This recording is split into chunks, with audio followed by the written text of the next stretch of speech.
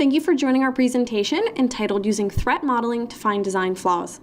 It's my pleasure to introduce Mr. Jim Del Grosso, the Executive Director of the IEEE Computer Society Center for Secure Design and Cigital's Architecture Analysis Practice Leader.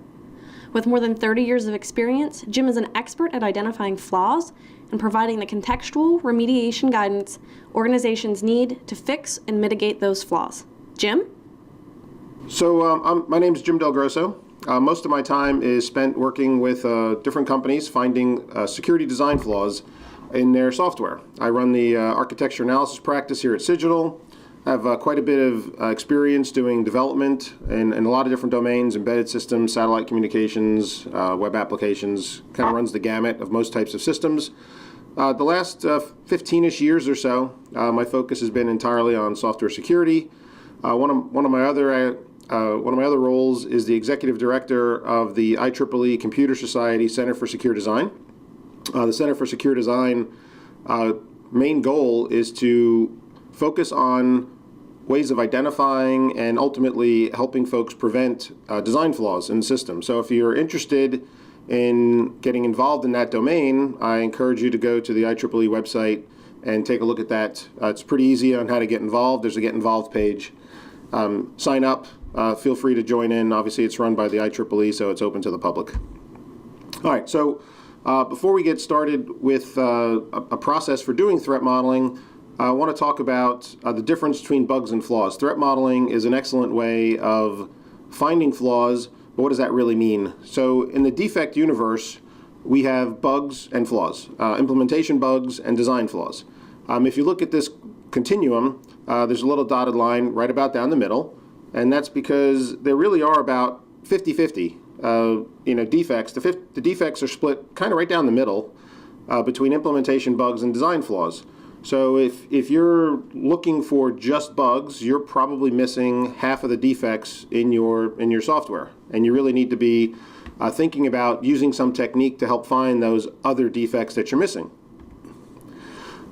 Well, when we talk about implementation bugs, what are we talking about? Well, we're talking about things like cross-site scripting, buffer overflow, typically the types of defects that manifest themselves in the code itself. So that's one type of defect. The other type of a defect is a design flaw. So I've got a security control that's in place.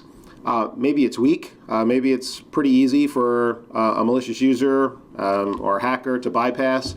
Maybe the control is just flat out missing. Maybe it's the wrong control for what you're trying to accomplish. So I have some goal, and I'm using this control to help enforce that goal, but it turns out it's the wrong control.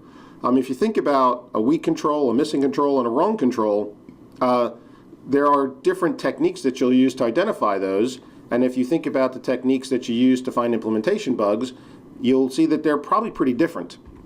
So if we think about what do we do today to find implementation bugs, we do things like code review. We do things like static analysis. There's great tools that exist to help with this, both commercial as well as free. And so we can do our code review and look at a chunk of code and see if the right APIs are being used, see if the APIs are being used correctly and safely. And so we have a code review technique. Now it bleeds a little bit into the design flaw universe because you will occasionally find a design flaw, but that's not really what it's good at. What it's good at is finding bugs. Penetration testing bleeds a little bit further over to design flaws just because of how penetration testing gets done. So it can help you find certain types of flaws. It won't know what the cause of the flaw is, but it can at least help identify them. But again, for the most part, it's finding some sort of a coding problem, maybe a configuration problem in your deployment scripts, things of that nature. But if you want to look for design flaws, you really need a different type of analysis. And that different type of analysis we call architecture analysis, and threat modeling is one of the techniques in that domain. So just to kind of round out this topic, here's some examples to hopefully solidify the distinction between bugs and flaws. If you look at the list on the left, the various injection attacks, I'm using unsafe APIs, I've chosen to use predictable identifiers instead of truly pseudo-random identifiers, hard coding secrets. These are coding problems.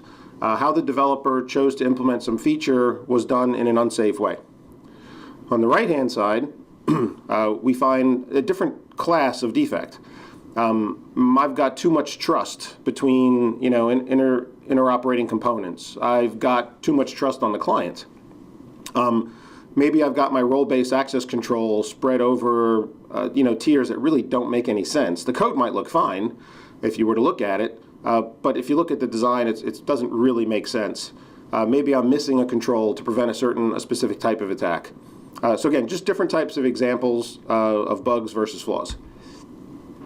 So we're going to talk a little bit today about a technique that's useful for doing threat modeling. But what is threat modeling? So in short, it's really a design analysis capable of finding those design flaws. And if you look at the picture, you'll see some common activities in a normal software development life cycle, from requirements and use cases all the way over to feedback from the field. And those boxes across the bottom should hopefully be familiar to everyone. The annotated items up on top represent what we call digital security touchpoints. So for each activity in an SDLC, there's another type of software security touchpoint that helps us think about security at that during that phase.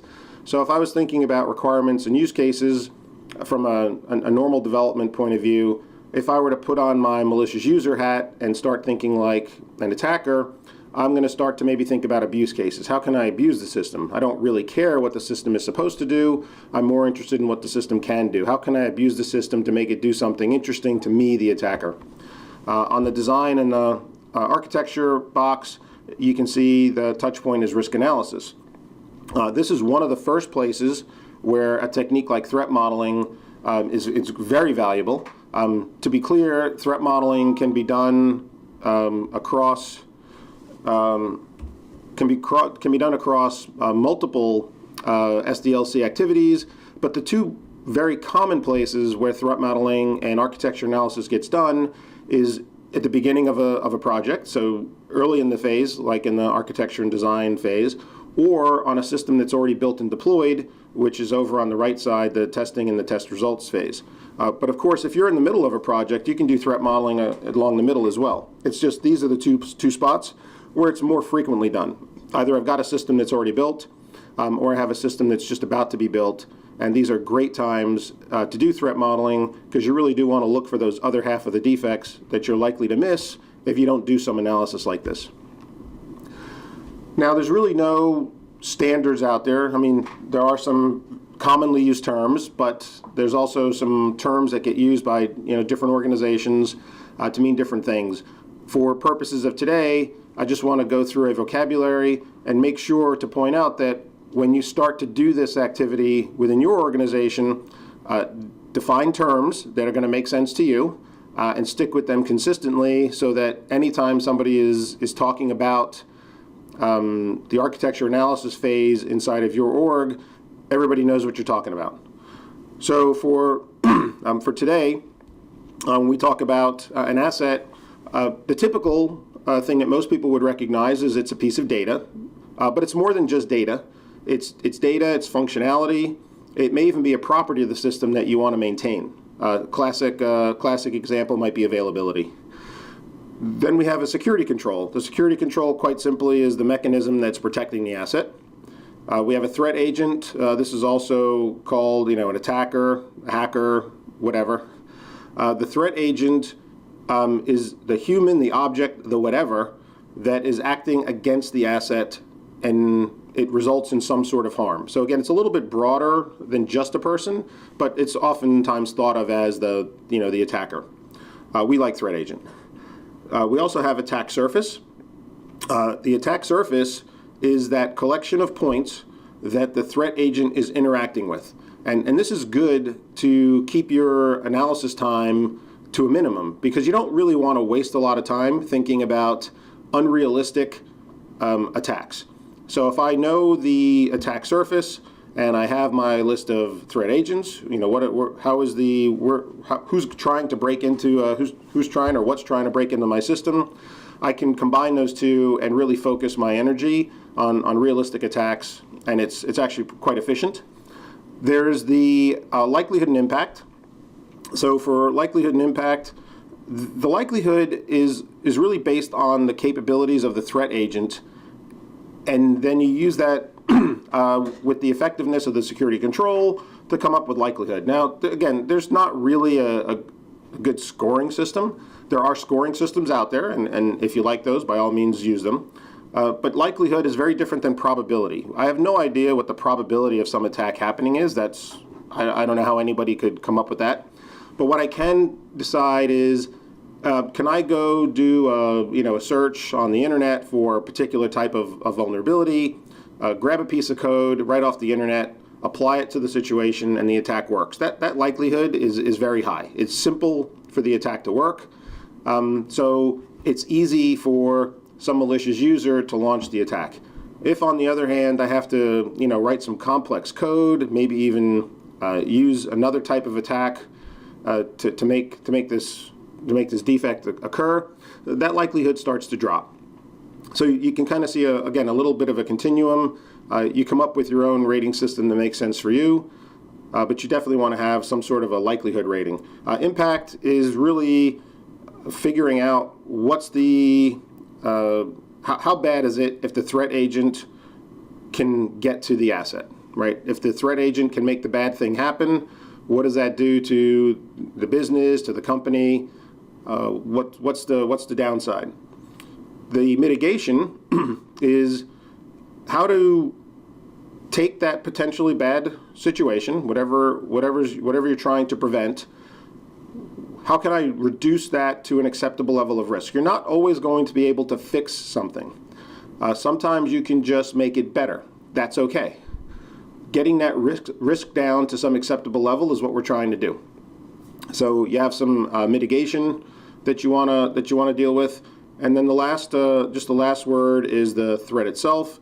And so for threat, or sometimes called the attack goal, this is the undesirable behavior that the software is going to exhibit when it's under attack. This is really what the threat agent is trying to do. So those are the terms we're going to use today. Again, if you don't like those terms, you can convert them to whatever makes sense for you, but whatever you use within your organization, just be consistent. So the process itself is actually pretty straightforward. You start by figuring out what parts of the system are in scope. You might not do a threat model on an entire system. You might do parts of it. Now, is that a great way to do it? Well, maybe not, but you may not have an unlimited amount of time to threat model an entire system, especially if that system is very large. So you need to define what's in scope. Perhaps you're just doing a change to the system. So again, your scope will be limited to just the changes. Once you've got the scope defined, you also want to figure out how deep you're going to go with your analysis. Again, we don't have an unlimited amount of time, generally, to do our threat model. And you want to figure out, if I have a lot of components, which components are most interesting, how deep is my analysis going to be on those different components, and this is tricky. To be fair, this is one of those techniques that you really get better as you do it. One of the more interesting analogies to this, I think, is how you drive a car. When you driving a car, the steps are actually pretty easy, right? You get in the car, whether you open the door, sit in the car, you put a key in an ignition typically, you start the car, put the car in drive, drive around, come to a stop, put the car in park, get out of the car. There's not a tremendous number of steps to driving a car. But of course, in the real world, it's much, much finer than that. You have to worry about environmental conditions. Is the sun right in your eyes? Is it raining out? Is it snowing out? Road conditions, traffic, pedestrians around. There's just all kinds of other things that come into play. And threat modeling is really no different. The process is simple and straightforward. Applying the process takes a little bit of time to get good at.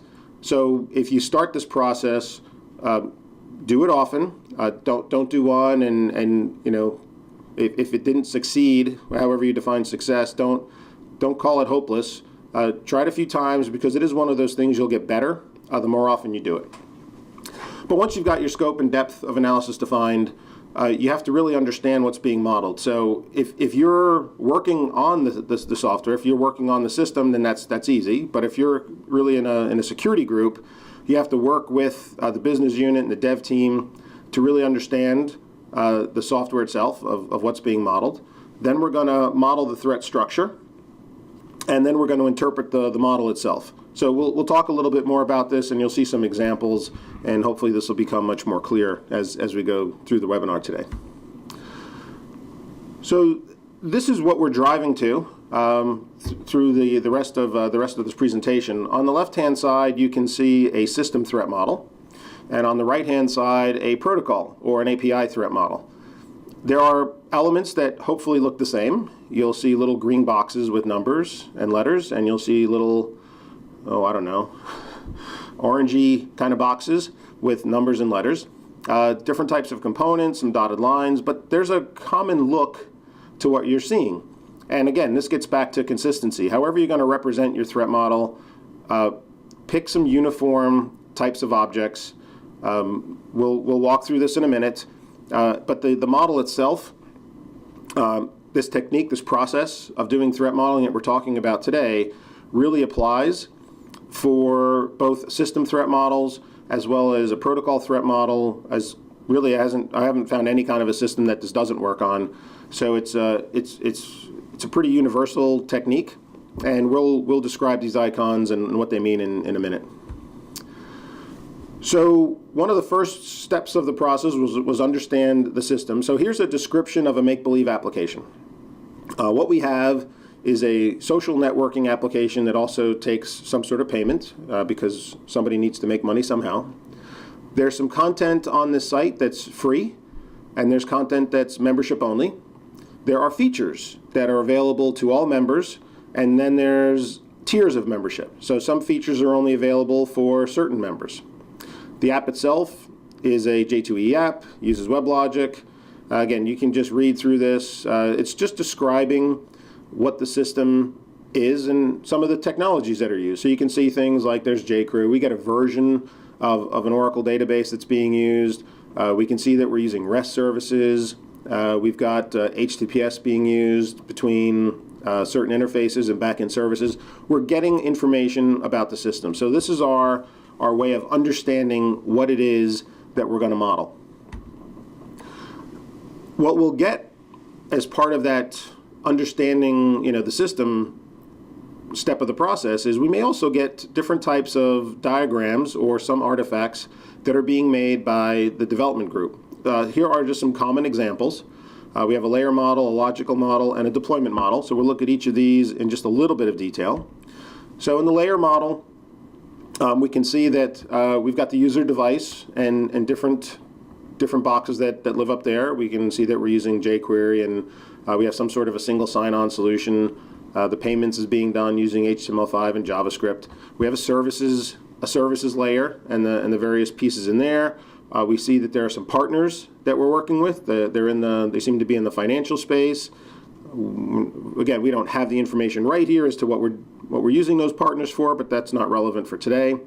We've got some shared services, and there's a persistence layer and an external layer. So again, this is a layer model that, again, depending on how you develop software, you may or may not have this artifact.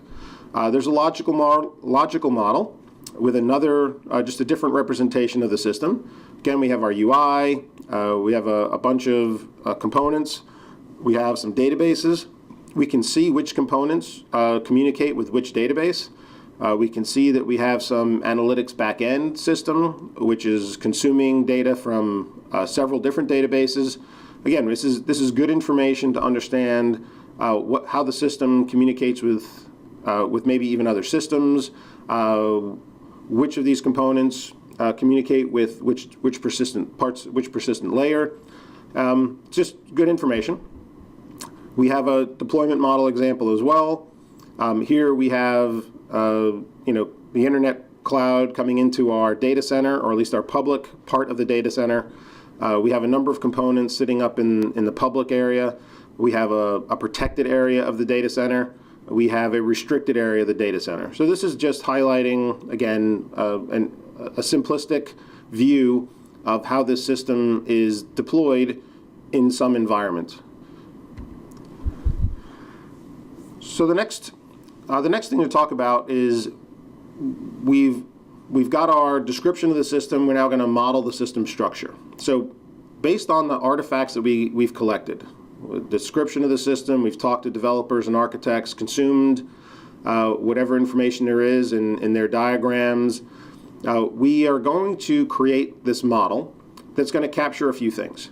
One is what components are in scope for this release, this analysis that we're doing. We said one of the first steps is define the scope of what it is we're doing.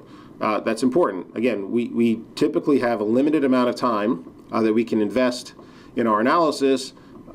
Making sure we understand what's in scope is really important. We want to understand how control flows between those in-scope components. Again, we're focusing on the in-scope parts. So we want to understand how control flows. We want to understand how those components and those flows relate to various boundaries, whether they're network zones, and we'll call some of these things trust boundaries. But understanding how the flows relate to the boundaries is important, because as we cross those boundaries, oftentimes something interesting can happen. We also want to understand any of the communication protocols that are in play between those in-scope components. Again, there's understanding the protocols that are being used. There's certain types of attacks that make sense for those protocols. You also get into weaknesses with the protocol. It's information that's actually quite valuable. And the model that we're going to build here can use something that you've already got, or perhaps you build a model that's specific for threat modeling purposes. A threat model diagram will oftentimes be extremely broad in a component description. There may be a lot of functionality that's going on within a particular component, but from a threat modeling perspective, you might be able to treat it as a single component, because the assets in that component are all at the same level. The controls that's going to protect it are the same. And so you can get some efficiency when you start to figure out what your model is going to look like by combining lots of real functionality from a threat modeling perspective. So again, just kind of keep that in mind. And this is just one of those experience things I was talking about before. For just purposes of an in-class example, we'll actually create our own threat model, just so you can kind of get a feel for what parts of the system are the relevant parts when you're creating a threat model. So this is a pretty simple system threat model. Remember at the beginning we talked about a system and a protocol threat model. This is an example of a system threat model. You can see some dotted lines that are representing these broad boundaries. We have an internet boundary. We have a data center boundary, well, two data center boundaries, one called protected and one called restricted. And out in the internet zone, we've got some sort of a UI. Although it doesn't show it here, it's probably going to be some sort of a browser interface, but it could be a mobile app as well. We have some components off in that UI, where we have a single sign-on component. We've got something that's responsible for interacting with a payment feature, and we have some sort of a component called forum, which is no doubt interacting with some sort of a public forum for posting ideas and thoughts and whatnot. We also have direct access from the client to some business partner, but that's also out on the internet side, not part of our data center. Off on the data center, you can see a couple different app servers that serve different purposes. We have some protocols defined. You'll see some with a question mark. And again, this is it turns out to be kind of normal as you're building your initial model. You don't have all the information. And so, again, that's okay to move forward. You will need to get this information, but you don't have to wait to have all the information to get started. So we build what we can, and when we see things like question marks, we know we have things to go follow up on, but we can build lots of information. We know that the single sign-on component in the app server at the top is communicating with the customer database somehow. We're just not exactly sure how it's doing it right now, but we'll go figure that out later. So we have different types of components here. You can see that the components have got really one of three color schemes. There's some components are a solid color. They're in kind of this lightish blue color. Some are solid white. And if you look at the third app server down with the SSO and the form component, the app server itself, kind of goes from white on the left to blue on the right. So it's a little bit of a hybrid. I mentioned before being consistent with your what your threat model is going to look like is really important. This is one of those examples. Components that are solid color are in scope. Components that are solid blue are in color. Components that are solid white are out of scope, and that third app server down, which goes from white to blue, identifies a component that's partially in scope. There's something about it that we're very interested in, but not the entire thing. Again, just if you're consistent with your look, you can look at any threat model diagram for any system, and as you look at this, you know exactly what components are in scope, you know exactly what components are not in scope, and this is going to help make your analysis go a little bit quicker, because you're not going to spend a whole lot of time, for example, worrying about how does that form component in that third app server communicate with the form database. It's out of scope. It's just not relevant for this analysis. It's probably covered by some other threat model, but not for this one. And that's okay. We don't have to cover all things every time. So just a nice simple view of the system, and what we'll do is we'll annotate this with more interesting information that will help us build our threat model. So where did some of this stuff come from? Well, they came from those artifacts that we received, or the information we gathered by talking to the developers and or the business unit. So we just know for this analysis that the form is out of scope just because it was deemed, not necessary. Maybe we're looking at a change to the system, and that part of the system wasn't changed, so we're not going to spend time looking at that. We're looking at components like the single sign-on component up at the top app server. Some of those may come from the logical and the layer models. The machine boundaries may may come from the deployment model. And again, how you decide to carve up these components is up to you.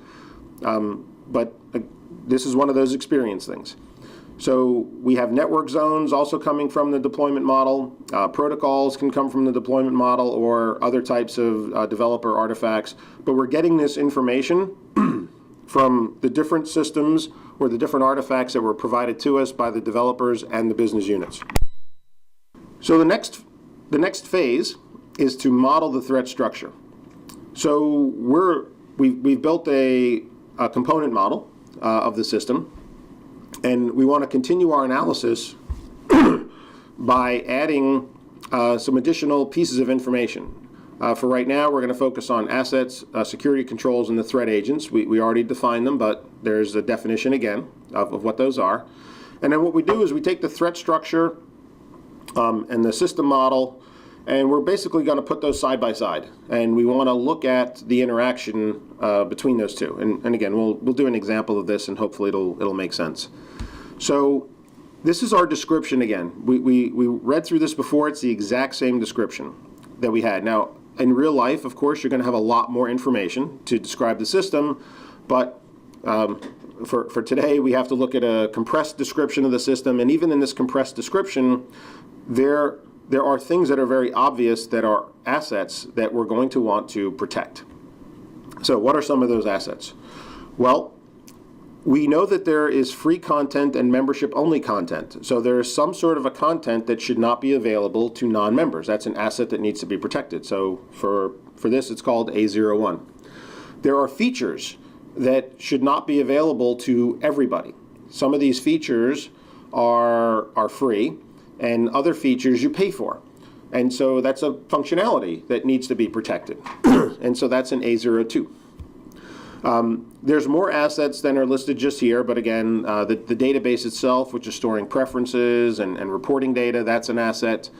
You may decide that the reports themselves and the preferences themselves are assets. And again, that might be perfectly fine for different situations. So, defining your granularity of what's an asset is something that's completely up to you. We have the REST service, the REST services themselves that are available to third-party REST services. That's another type of an asset. So just by looking at this description of the system, we've identified some assets, and what we do is we put those assets on our diagram. And so, again, for consistency, we happen to have these, orangey, light orange colored boxes, and you can see the little legend on the bottom right. It's listing some assets that exist. Again, don't think this is a complete list, but we have our member-only content, which is A01. It's sitting down there on that third app server. We have some member-only features, which is sitting up in the payment space, and you can look through those different assets, and these assets are in the components where the assets either live or where they flow. So A06, as an example, is a session ID. And so A06 is on each of the app servers, and of course it's also out in the UI. It's the thing that's maintaining session between the users, so it lives in both worlds. That gets kind of interesting because we know that asset it's sometimes on the server, it's sometimes on the client, and of course we'll be interested in what can a user do with that piece of data. How are we protecting it when it's flowing? Other interesting things will come to light as we do our analysis. So the next phase is identifying controls based on our understanding of the system. So again, the exact same description of the system. We're going to use the same description for these different activities. So just by looking at that description, what can we learn that the system must have in order to protect some assets? Well, if we go back to our membership-only content, I've got to have some control to prevent unauthorized access to it. And so we see that there's two controls here, C01 and C02, and as we'll see in a second, those are really going to refer to authentication and authorization. I need to know who you are, and I need to make sure that you're allowed to get access to this content. Same type of control. I'll need some sort of authn and authz for getting access to those features. I can see that I've got I'm using a HTTPS control to secure the channel between two components. And again, there's more controls that exist. Those are just a couple. And what we've done on our diagram is we've put the controls next to the assets that they're protecting. So if I look at, C08, for example, which is on the app server, C08 is a file system access control. And it's sitting there by A07, and A07 was the database access credentials. So I've got some sort of credentials being stored in most likely some sort of a properties file, let's say. So they're out on the file system, and I need that file or that information that's stored on file to be protected by some file system access control, so that only administrators and or this app server has access to it. So we have controls protecting assets. Now, just by looking at this incredibly simplistic diagram, hopefully there's something that jumped out to somebody out there that we have some sort of member-only authorization control, C02, sitting out in the payments component out on the client.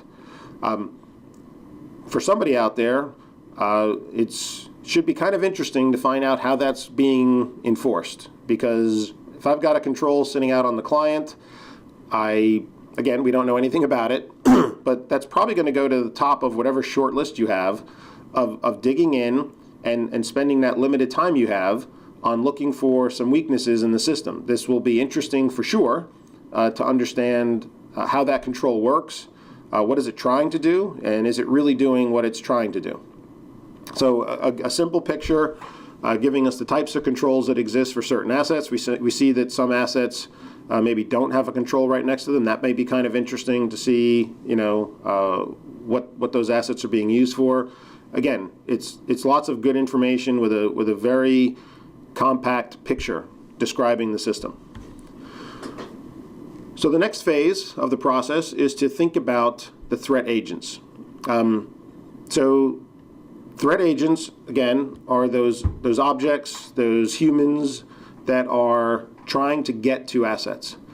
So we're primarily going to think about threat agents based on their access. And by their access, we mean what parts of the system can they interact with. And if you go back to our description, that's the attack surface.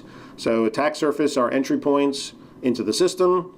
The different threat agents will have access to different parts of the system. And again, this is really valuable to help keep your limited amount of time to do this analysis focused on the most valuable parts of the system. So this will become a little bit clearer with the example, but think about what does the threat agent really have access to? It's not realistic to think that a threat, an unauthorized, internet hacker, right? This user out on the internet has direct access to your MQ system inside of your data center. They're not connecting directly to that server. They have to go through some other. They've got to pivot off something. They've got to use some other type of attack to get in there. But your internal admins or internal support teams, of course, they do have direct access. Different threat agents with different access to the system. You'll worry about different types of attacks. So we definitely want to think about threat agents based on what parts of the system can they reach. And a great place to start is with a canonical set of threat agents, and we'll present that list in just a second. The thing to keep in mind is the more threat agents you have, so you can be very specific with your threat agents and really define what those threat agents can do and what parts of the system they can interact with, but the more threat agents you have, the more work you have to do, because now you have to think about all the attacks that can happen for each of those threat agents, and many times the attacks will be the same. So you want to keep the number of threat agents to a minimum. Kind of treat them like equivalence classes. When they really are the same, give them a name that makes sense, but treat them the same. And when they need to be separated because of access or because of capability, then okay, then keep them separate. Again, unfortunately, this is another one of those experience things as to where do you draw that fine line where what's the right number of threat agents. So again, there is no single answer for all systems. It's going to be driven by your expertise, the amount of time you have to do the analysis, and it's just some of the specifics about the system being threat modeled. We tend to not think too much about factors like motivation. I don't know what motivates a malicious user or a hacker to do what it is they do, and quite frankly, I don't care what motivates them. They want something that you have, or they're just using a tool, and you happen to be the next target of the tool. Again, this gets back to probability. I don't know what the probability of something happening is. I don't know what motivates somebody to do something bad. Really, all I care about is if somebody were to aim their nasty behavior my way, is it going to work? And how hard is it? What's the likelihood that it will work? So that's what we're going to focus on. So we think about likelihood, we think about impact instead, and don't spend a whole lot of time about things like motivation and probability. So the canonical set of threat agents. If we're talking about an internet-based application, and again, different types of systems will have different canonical threat agents, right? If I've got an embedded system, my canonical threat agents are very different than a web-based application. But on a web-based application, we've got our typical unauthenticated external, attacker. So they're sitting out on the internet, and what they can start with is they're hitting our public endpoints. They don't have to use the UI. They can be anywhere in the world, unless we have, again, some control to restrict that. But there's some external internet-based attacker.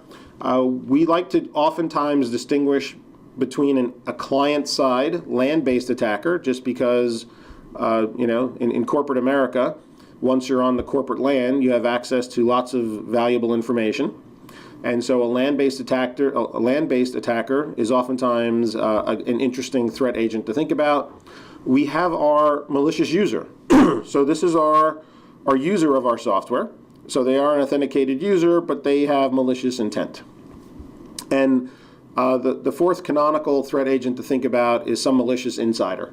whether it's an app user, internal app user, support staff, system admins we put here on the list, but it's really just for completeness. There's very little in your software that you can put in place to prevent a system admin from doing anything, since they're the ones that install your control.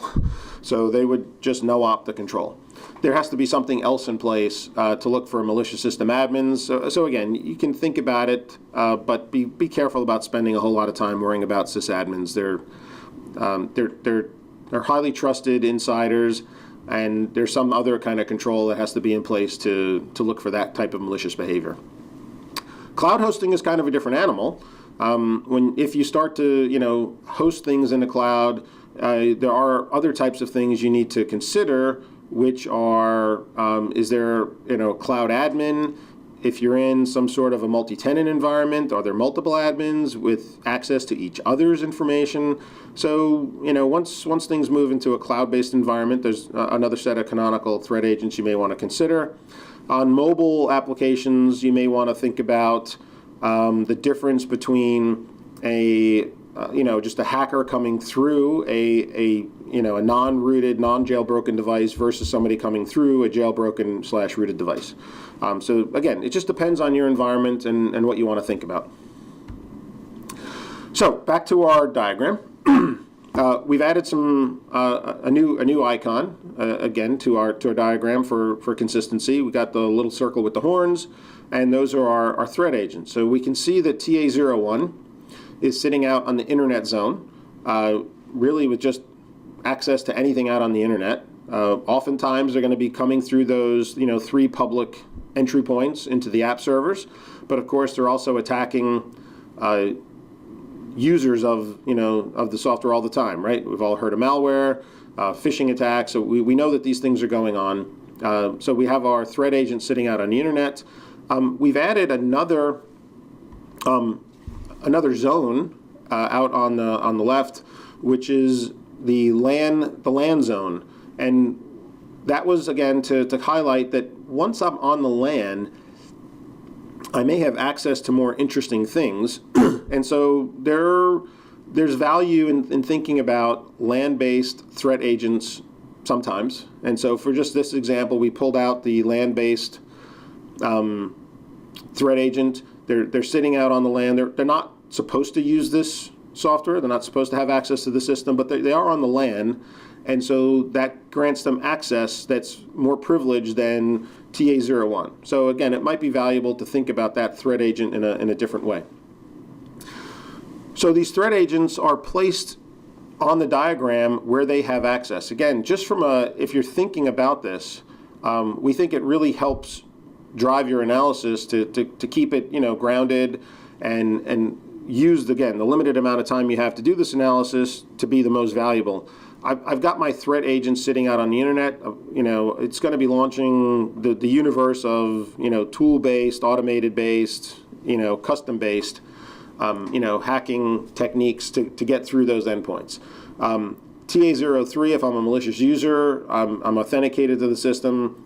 Same deal. I can use very specific attacks to go down those communication channels down to the public-facing endpoints.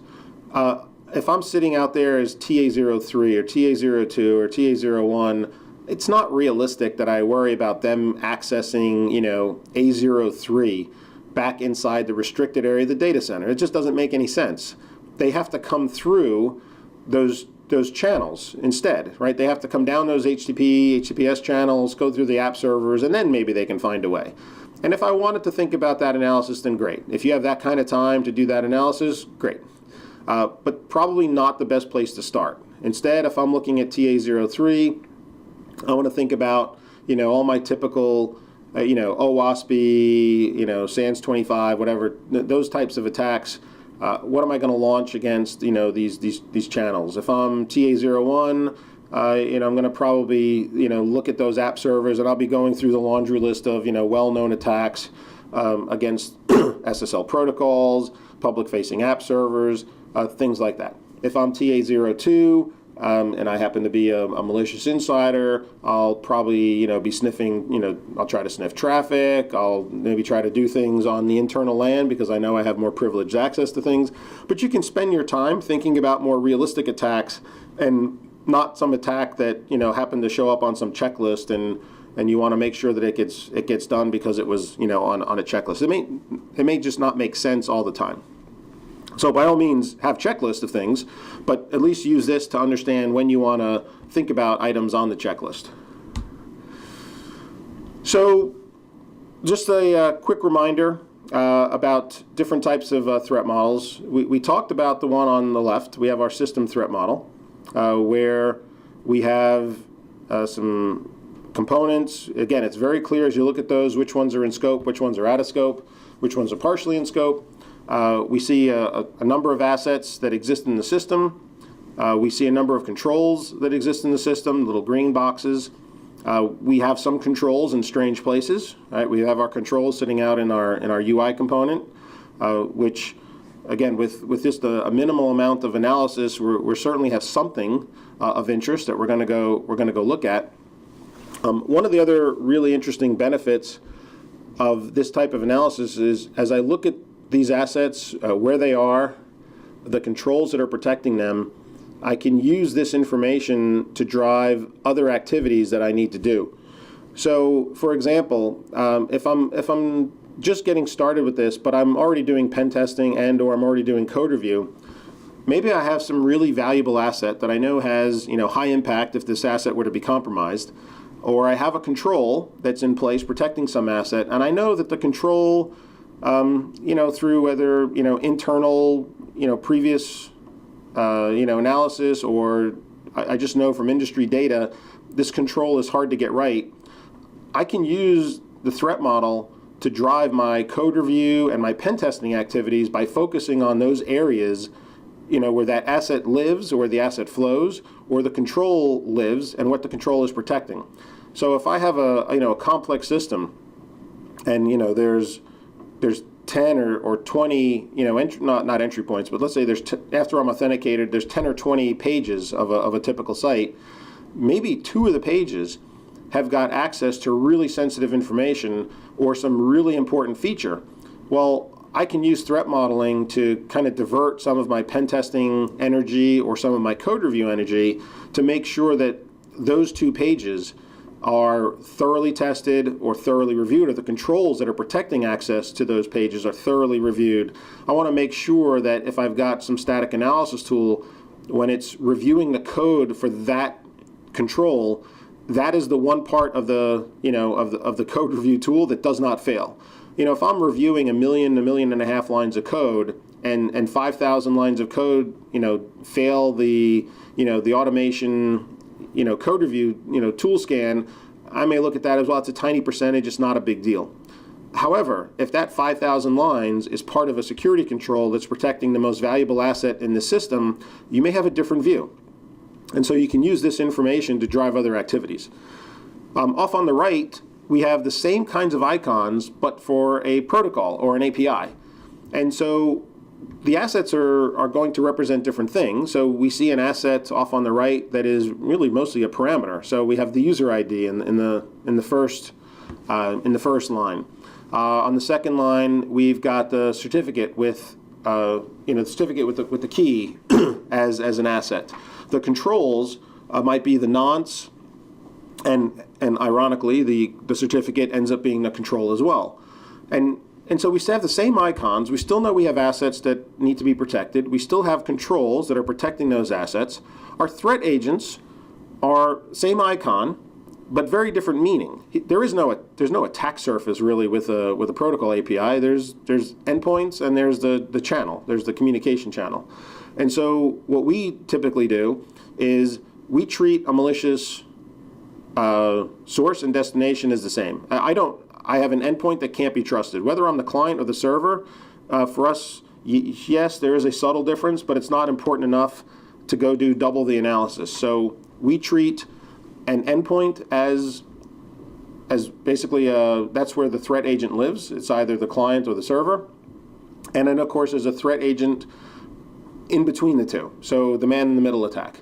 So those are the two threat agents that we'll typically consider with protocols, and then we have assets and controls. Now, as you do this analysis, you have sequence diagrams many times for different protocols and APIs, and so your analysis will be different, but we still have assets, we still have controls, we still have threat agents, we still go through the same process, and you can still find weaknesses, and in fact we have found weaknesses with custom-made protocols using this technique. It's a pretty valuable technique. It doesn't require a tremendous amount of effort to do the analysis, which is one of the things we really like about it. But like anything out there, it's back to the driving a car model. You really have to practice at this. So when you go to do this on your own, start small. Set success goals that are reachable. Do this often. If you're not doing it, go back to one of those early slides with the continuum of bugs and flaws. If you're just doing things like penetration testing and code review, there's an excellent chance that you're missing about half of the defects in your system. They are there. Most likely, they are there. But if you're not using a different type of analysis than code review or pen testing to find those defects, you're not going to find the flaws.